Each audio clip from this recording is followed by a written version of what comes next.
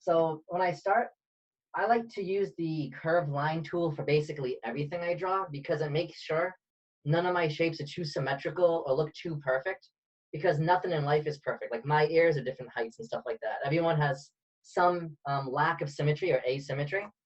So the first thing I'm going to do is I'll draw in an eye shape. So I want to make sure the eyes look furious. So I think, when you think angry, you might think that the eyes will kind of tilt down a little.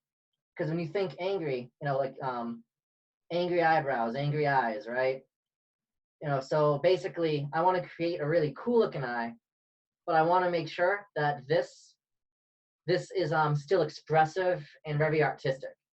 So now that I have this, we didn't show you the gradient color tool because that gets a little bit more complex.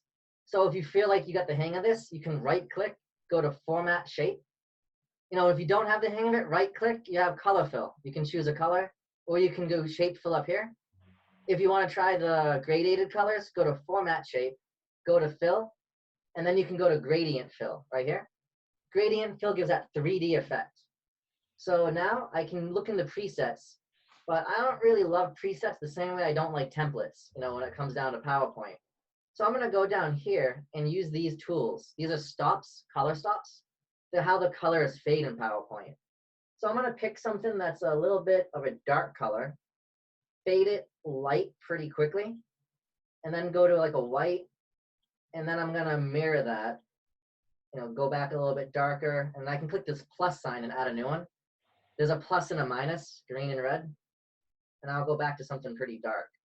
Now, instead of using a linear, like where it looks like a cylinder, like a can of beans on its side, I'm going to go to type, and I'm going to choose radial. Then I can go up to direction, and I can modify this. Oh, and radial, I forgot. I don't need the other side because it auto mirrors. So now I can drag these around and rearrange them. Oops, I lost one, but I can recreate that really easy. Click the plus sign, move it over, give it like a darker gray. This one, I'm going to fade it up a little bit. But I have control over these, quite a bit of control, where I drag them and I can see how they fade. I can always change the colors too, to like lighter. Okay, so that makes it look 3D to me, like it's popping out, like it's rounded like an eye. And that's just with gradient fill, radial, and I fade the colors a little bit. Great. So now, let's stop there just for a second. Any questions about gradient fill? Great. So those of you who think you have it, feel free to go ahead. Those of you that like to pick up some new drawing tricks, you're welcome to listen in to what Brent's doing, or you can do both, draw and listen. Go ahead, Brent. All right. The last thing I'm going to do on this is change the line color. You can either exaggerate, like very cartoon-like, and make like a dark line with, you can increase the width, so it's really bold and pronounced. Or you could do something more subtle. I'll do bold and pronounced because I think furious, I want it to look like it's really emotional, like there's a lot of harsh edges. So I have a thick black line. Now I'm going to draw the eyeball inside. I'm going to go curved line. And then I'm going to make the color of the eye, kind of trace the top part. And with this, I'm going to go to gradient fill. I'm going to choose colors. Now I'm thinking something red. So maybe I start with this, but I'm going to go down here quickly, change the color to a red, something fuming, something mad. Red, like color is often associated with emotion. So if I'm thinking furious, and I'll do the same. I'll make a thick black line and a nice red color with a little bit of a gradient. And then finally, I'm going to curve line tool again, and I'm going to click, click, click, and I'm creating that final part. I'm going to make this small. Maybe I want to make this more circular. So I'm going to delete this one. And then I'm going to go back, curve line. It's okay to mess up, and then you can try again. I think messing up's an important part of learning, even if you've done this for years. So then we go to solid fill. I'm going to make this one black. And then we can do that little glare. But does this look like an angry eye? It's looking furious to me. Michael, you said furious. Does this look furious to you, Michael? All right, I think you're on the right track, Brent. Kind of. Let's make it look angrier. Tough audience. All right. So now Oh, I have two keyboards. Remind me. Okay, so let's do this. I'm just gonna make this the white highlight. And notice that I do almost everything with the curved line tool. So you can use the curved line to create anything you'd like. And no line. Okay. So now I'm gonna take this eye. I'm gonna copy it, paste it. I also gotta group it.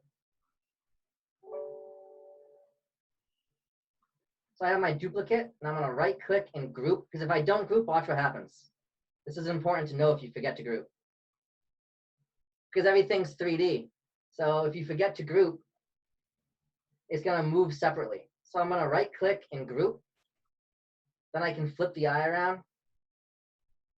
All right, now I'm gonna draw in some angry looking eyebrows. Hopefully this adds to the feeling.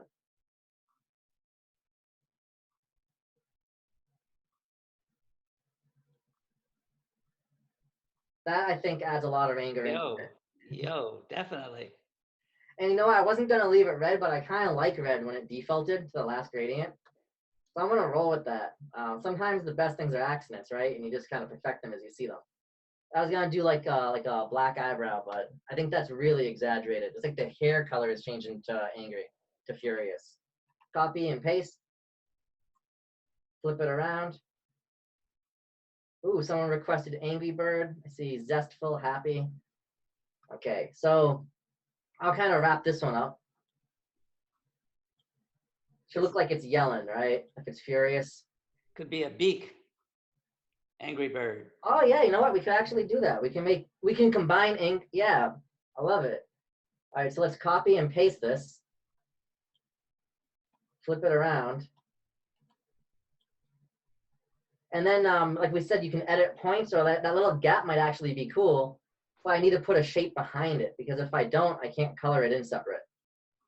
So I can add in another shape. This shape doesn't matter what it looks like, because I'm gonna send it to the background. I'm gonna make it black. Right click, send to back. Then these shapes, I'm gonna color them in gradient. I think it's kind of better when you like put it in the front. Oh, the black? Let's try it. Oh, it looks, yeah, I can see that. It looks even like it's yelling more, right? Nice idea. Yeah. Nice idea. Okay. Who was that said that? Me, Mason? Bonyang. Monyang. All right. Good idea. There's no formula here, guys. We're just kind of flying by the seat of our pants, trying to think different.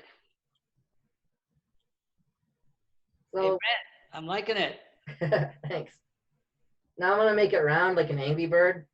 Now, if you want to make it really like an Angry Bird, you can go on your phone, or you could go on like Google, Bing, and you can find a picture of an Angry Bird. But I'm just gonna kind of go off my memory. It's probably gonna have a few mistakes, but Potato bird. potato bird. Tomato bird. Because it's a potato bird, I'm gonna make us own potato bird, and I'm gonna color this one like a potato. What? It's gonna be an angry potato bird. So now to get like a potato color, I'm gonna go down here, and you can click more colors if you don't see the color you want. I can move around, and I can find something that's a little bit more brown and pale. And then I can give it spots like a potato. So this is a bird who is mated with a potato. So when I want to add spots onto a character like an alien, what I normally do is I'll pick white or black, because you don't need to choose a color. And then there's a transparency slider. So I can make it really see-through, get rid of the line color. And you can actually just kind of layer like white and black ellipses. And this works really well, because they can overlap on top of anything, and copy, paste. And then you can copy and paste again, or paste just the last one and change this one to white. Just add a little diversity. So this is excuse me, Brent. As you're drawing, Brent, we wind this down in a couple of minutes and pass the ball to see what others have done? Definitely. Okay, so you get the idea, guys. These are some pretty fancy ways to use PowerPoint. Hey, guys, check out Brent. Oh, yo. That's a fork potato. Look at the tail. The tail is a fork. Brent, it's brilliant. And notice how Brent made the frames, guys. Just copy the slides,